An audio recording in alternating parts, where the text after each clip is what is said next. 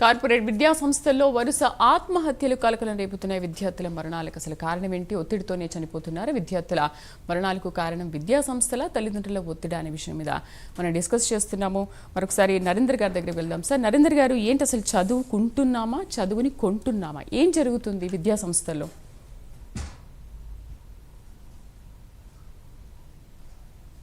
నరేందర్ గారు ఏమంటున్నారు సార్? అసలు చదువుకుంటున్నామా లేకపోతే చదువుని మనం కొంటున్నామా?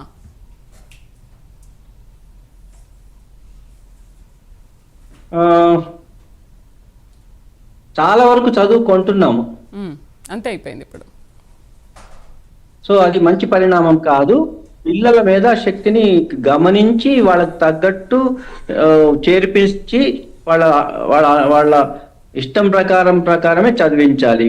ఎక్కువ వాళ్ళకి స్ట్రెస్ ఇవ్వకూడదు. మామూలు పరిస్థితుల్లో చదువుకుంటే బాగానే వస్తుంటారు. ఈ ర్యాంకుల వెంబడి పరిగెత్తాల్సిన పని లేదు. క్రమం తప్పకుండా చదవడము, దానికి తగినట్టు కాస్త రిలాక్సేషన్ అవసరము, కాస్త బయట ఫిజికల్ గా ఆటపాటలు కూడా అవసరము. చూడు, చదువు అనగానే చదువుకోవడము, పుస్తకాల ముందర 10 గంటలు 15 గంటలు స్పెండ్ చేయడమే కాదు, మిగతాయి కూడా చాలా అవసరం. మానసిక రిలాక్సేషన్ కి అన్ని అవసరం. అప్పుడే జ్ఞాపక శక్తి, రిటెన్షన్ అంటూ పెరుగుతుంది.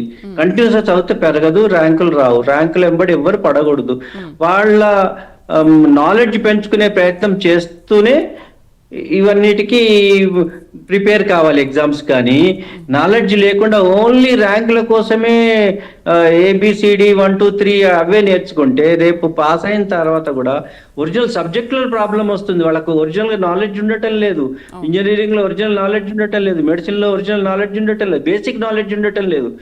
వాటికి తట్టుకోలేక ఆత్మహత్యలకు పాల్పడుతున్నారు. మార్క్స్ రావు, తట్టుకోలేరు. సీట్ వస్తుంది, నో ప్రాబ్లం. సో ఇక్కడ ఇవన్నీ ఉన్నాయి. దీనికి నా అడ్వైస్ ఏంటంటే, వాళ్ళు స్టిగ్మా పెట్టుకోకుండా తప్పకుండా కౌన్సిలింగ్ తీసుకోవాలి. పిల్లలకు వాళ్ళకి తెలియని వయస్సు, ఇంటర్మీడియట్ అంటే తెలియని వయస్సు. నేను చెప్పినట్టు కాస్త తేడాలు వచ్చిన వాళ్ళని గమనించి పక్క వాళ్ళు చేసేసి డాక్టర్ల దగ్గరికి తీసుకెళ్ళాలి. తర్వాత రెగ్యులర్ గా నా అడ్వైస్ ప్రకారం ప్రతి ఒక్క కాలేజీలో రెగ్యులర్ గా ఒక పోస్ట్ శాంక్షన్ చేసి ఒకళ్ళు తప్పకుండా ఉండాలి. ఎప్పుడో ఒకసారి వారానికి నెలకి ఎగ్జామ్ల ముందర పిలిస్తే కాదు. ఇది on going, it should be on going. ఇంకెక్కువ అయితే మేము సైకియాట్రిస్ట్ మేము అసెస్ చేస్తాం. వాళ్ళ మానసిక, కొంతమందికి స్వాభావికంగా మానసిక స్థితి సైకియాట్రిక్ ప్రోన్నెస్ ఉంటుంది. వాళ్ళు త్వరగా దీంట్లో లోన్ అయిపోయి ఒత్తిడికి అస్సలే తట్టుకోలేక కాస్త స్ట్రెస్ వచ్చినా ఆత్మహత్యకు ఇమ్మీడియట్ గా పాల్గొనే అవకాశం ఉంటుంది. వాళ్ళని అందరినీ ప్రివెంట్ చేయొచ్చు. మెడికల్ గా ఏమైనా సైకియాట్రిక్ ఇల్నెసెస్ ఏమైనా కావచ్చు. లేకున్నా కూడా కౌన్సిలింగ్ ద్వారా వాళ్ళు ఎట్లా చేసుకోవాలి, వాళ్ళు ఎట్లా అన్ని అరేంజ్ చేసుకోవచ్చు. ఒకటేంటంటే పిల్లలను ఒత్తిడిలో గురి కాకుండా చూసుకోవాల్సిన బాధ్యత అందరి మీద ఉంది. పేరెంట్స్ దగ్గర నుంచి మొదలు పెడితే, ఇన్స్టిట్యూషన్ దగ్గర నుంచి పెడితే సమాజం దాకా ఉంది. మనం అందరం కలిసి వాళ్ళకి హెల్ప్ చేయొచ్చు. తప్పకుండా ఆత్మహత్యలను నివారించవచ్చు. ఒక విషయం సార్, అంటే ఇప్పుడు ఒత్తిడికి గురి కావద్దు అని అంటున్నారు. కాలేజ్లో చూస్తేనేమో ఫస్ట్ ర్యాంక్ రావాలి, ఖచ్చితంగా ఇది చదవాలి, ఇన్ని అవర్స్ చదవాలని మాట్లాడుతున్నారు. దాదాపు ఇంకా హాస్టల్లో ఉన్న పిల్లలైనా సరే, డే స్కాలర్ పిల్లలైనా సరే, ఇంతకుముందు ఏలూరులో వాళ్ళు PDSU స్టూడెంట్ నాయకులు అందరూ కూడా మాట్లాడినట్టు మార్నింగ్ 6:30కి వెళ్ళారు అని అంటే ఈవినింగ్ 7:30 ఆ టైం వరకు కూడా ఇంటికి రావడం లేదు. ఏంటి మరి, పొద్దున 6:30 నుంచి 7:30 వరకు చదువుతూనే ఉంటే అసలు వాళ్ళ మైండ్ ఏమైపోతుంది? మీరు ఇందాక అన్నట్టు వాళ్ళకి ఇది చదువు ఒకటే కాదు, అన్నీ ఉండాలి, ఆటపాటలు ఉండాలి, ఎవ్రీథింగ్, స్పోర్ట్స్ ఎవ్రీథింగ్ ఉండాలి, యాక్టివిటీస్ అన్నీ ఉండాలి అంటున్నారు. కానీ ఈ రోజుల్లో ఈ యాక్టివిటీస్ కానీ, ఈ గ్రౌండ్స్ కానీ, కాలేజ్లో కానీ, స్కూల్లో చిన్న పిల్లల దగ్గర నుంచి కూడా స్కూల్లో కానీ ఇవన్నీ ఉంటున్నాయా?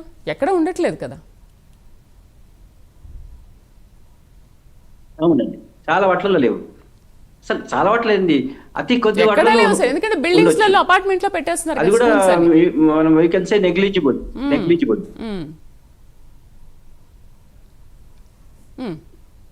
సో అందరు కలిసి వాళ్ళకు సహాయం చేయాలండి. లేకుంటే ఆత్మహత్యలు లాస్ట్ ఇయర్ కి ఇప్పటికి 2 to 4% పెరుగుతాయి. ఇట్లా we cannot allow it to go on increasing. 4 నుంచి 6, 6 నుంచి 10 అయితే చదువులు వ్యర్థం. ఇక చదువులు దేనికోసం? పేరెంట్స్ ఏం సాధిస్తున్నారు? అంతే కదా. వాళ్ళు ఒక నిండు ప్రాణాన్ని పోగొట్టుకుంటున్నారు. కారణాలు ఏవైనా కారకులు ఏమైనా కానీ జరుగుతుంది. వాటన్నిటిని ప్రివెంట్ చేయాల్సిన బాధ్యత మన సమాజం మీద తప్పకుండా ఉంది. తలా కొంత సహాయం చేసేసి అట్లాంటి పరిస్థితులను తగ్గించే ప్రయత్నం చేయాలండి. అండ్ ఇంకోటి సార్, ఫీజులు కట్టలేకో లేకపోతే అనుకున్నట్టుగా అక్కడ మౌలిక వసతులు ఫెసిలిటీస్ లేకనో, లేకపోతే ఇంకొంతమంది బాగా ఉన్నారు మనమేమో ఫీజు కట్టలేక చదువుకోలేకపోతున్నాము, ఇలాంటి అవమానాలు కూడా కొంతమంది ఎదురై కూడా ఆత్మహత్యలు చేసుకున్న దాఖలాలు మనం చూసాం ఇంతవరకు. బట్ ఎందుకు కార్పొరేట్ సంస్థలు అన్నీ కూడా ఫీజులు ఇంత పెంచేసి ఇంత కట్టాలని ఒక టార్గెట్ ఎందుకు పెడుతూ ఉంటారు? కట్టకపోతే మీరు ఇంకా స్కూల్కి రావద్దు, లేకపోతే ఎగ్జామ్స్ రాయొద్దని చెప్తుంటారు. బట్ ఇది స్కూల్ వాళ్ళు అసలు ఈ యాజమాన్యం అనేది ఎంతవరకు కరెక్ట్ సార్, మీరు చెప్పండి. దాని మీద మనం యొక్క వ్యాఖ్యానాలు చేయకూడదు. దానికి చాలా కారణాలు ఉంటాయి. దానికి సంబంధించిన అధికారులు, సంబంధించిన వ్యవస్థలే వాటిని క్రమబద్ధీకరించాలండి. ఒంటరిగా మనం ఏం చేయలేము. Okay, what about facilities? ఎందుకంటే చాలా కాలేజ్లో కానీ స్కూల్లో కానీ ఫెసిలిటీస్ సరిగ్గా లేక కూడా, ఫెసిలిటీస్ ఇన్ ది సెన్స్ వాళ్ళకు రిలాక్సేషన్ ఫెసిలిటీస్ కావాలి, వాళ్ళకు ప్రాపర్ ల్యాబ్స్ కావాలి. బట్టి ఆన్సర్లు కాకుండా కూడా వాళ్ళు, నేను చెప్పాను కదా, సబ్జెక్టును అర్థం చేసుకోవాలి. They have to learn the subject, not the bits. So వాళ్ళంతా బిట్స్ అండ్ పీసెస్ గా ఏవేవి ఫ్రీక్వెంట్ గా అడుగుతారో అవే నేర్పుతున్నారు. వాటి ప్రకారం సీటు కూడా రావచ్చు, కానీ సబ్జెక్ట్ మీద అవగాహన లేదు. ఫ్యూచర్ లో ఇదే కారణం అవుతుంది. అనుకున్న సీట్ వచ్చిన తర్వాత కూడా ఆత్మహత్యల కారణాలు ఫస్ట్ ఇయర్లలో, సెకండ్ ఇయర్ ఆఫ్ డిగ్రీస్ లో ఇదే కారణం. సీట్ రావడం ముఖ్యం కాదు. So actually parents the expectation first వాళ్ళ లెవెల్ నుంచి తగ్గించుకోవాలండి. పిల్లడు ఎంతవరకు ఉన్నాడు, ఎంతవరకు చేయగలడు, అంతవరకే పెట్టుకోవాలి. ఈ పోటీ ప్రపంచంలో మిగతా వాళ్ళతో పోల్చడం చేసి మన అబ్బాయి కూడా అలాగే ఉండాలి అనే ధోరణి పేరెంట్స్ దగ్గర నుంచి మాకు రావాలి. అక్కడి నుంచి ఇక ఎడ్యుకేషన్ ఇన్స్టిట్యూషన్స్, ఇవన్నీ గవర్నమెంటల్ పాలసీస్ అండి. Right sir. ఒకసారి